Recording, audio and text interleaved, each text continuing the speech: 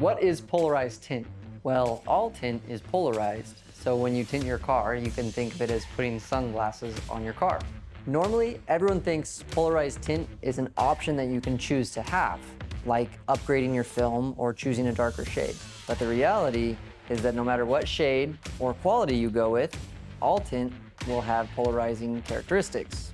It's basically a byproduct of what window tint is normally doing, which is making your windows darker and blocking out the heat. So let it be known that when you ask for polarized tint, you're really just asking for window tint. Light becomes polarized when it reflects off a horizontal surface, like a body of water, the wet street, or even your hood. This causes the light to align in a horizontal pattern, causing you to squint and have eye strain.